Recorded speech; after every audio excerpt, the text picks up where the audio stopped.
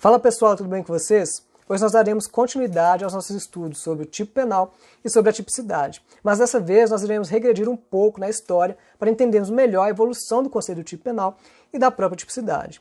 O tipo penal ele foi introduzido na teoria do delito por Belling em 1906, mas essa introdução se deu como um tipo meramente objetivo.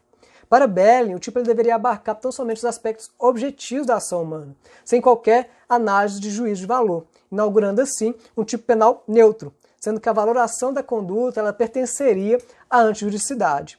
O delito para Belling era definido como um delito tripartido, configurado pelo tipo, pela antijuridicidade e pela culpabilidade, sendo que o tipo e a antijuridicidade eram categorias sistemáticas autônomas, pois para Belling uma conduta ela poderia ser típica, mas não antijurídica, desde que praticada sob uma causa de justificação.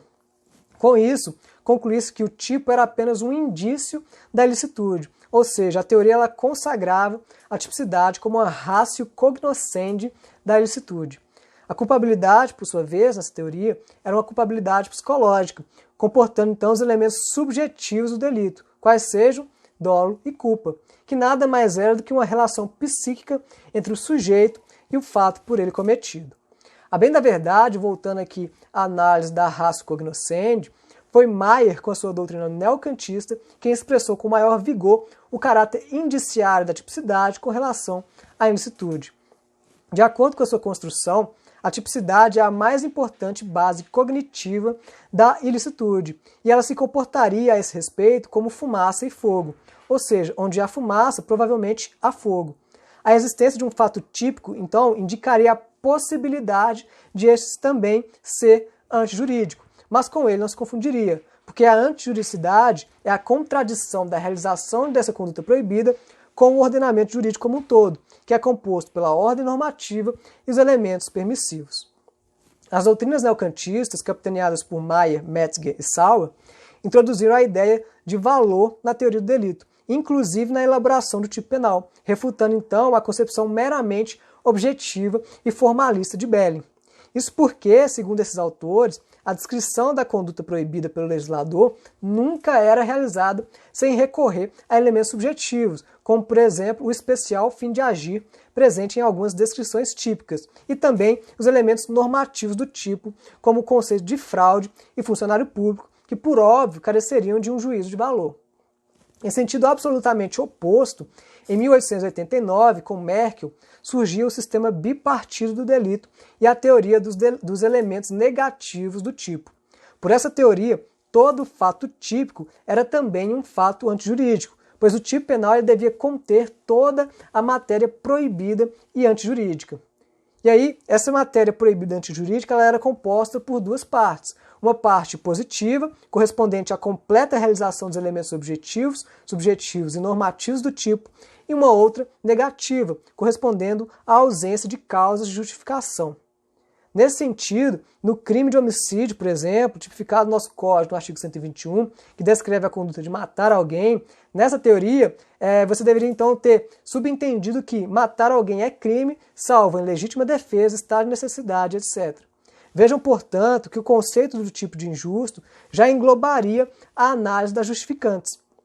Assim, nós temos a criação da teoria da ratio essendi, ou seja, a tipicidade ela é a essência da antijuridicidade.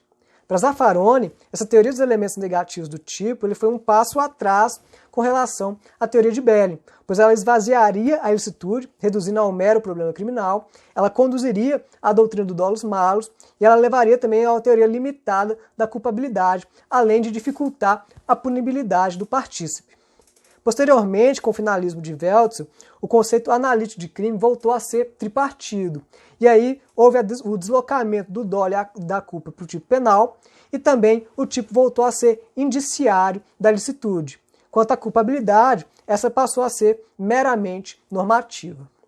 Apesar da concepção finalista ela ser atualmente mais adotada no Brasil, a teoria dos elementos negativos do tipo, firmadas pelo conceito global do injusto, elas voltaram a ser aventadas nos últimos anos, inclusive por conta das teorias funcionalistas. Nesse sentido, Schunemann afirma que a sistemática funcional do direito penal unicamente pode conciliar-se com a concepção total do injusto, que é dotada de uma base mais sólida e suprapositiva. Essa visão global do injusto parte do seguinte pressuposto: se o fim do direito penal é a prevenção subsidiária de comportamentos lesivos a bens jurídicos, a definição legal de crime deve considerar que as condutas, para serem proibidas, precisam ser contrárias à ordem jurídica, pois não haveria sentido proibir algo que a própria lei permite. Por fim, para encerrarmos essa análise do tipo penal, vale consignar, dentro de uma teoria funcionalista redutora de Zaffaroni, a existência de duas funções do tipo objetivo. A primeira seria a função sistemática, que é fornecer todos os componentes objetivos que emergem da análise isolada do tipo. E a segunda seria aquela denominada de função conglobante, que envolve tanto a verificação da lesividade como da possibilidade que o mesmo seja imputado ao agente como seu.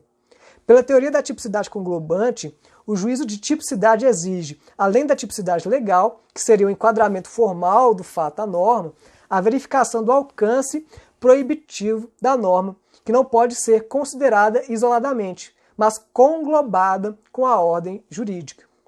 Em síntese, haverá tipicidade conglobante quando a conduta, além de se enquadrar ao tipo, afetar significativamente o bem jurídico, lesionando então a ordem normativa. A lesividade, segundo Zaffaroni, ela deve ser estabelecida considerando a regra que se segue do tipo, mas não mais isolado, mas conglomerado na ordem normativa constituída por todo o conjunto de regras deduzidas ou expressas em outras leis de hierarquia igual ou superior.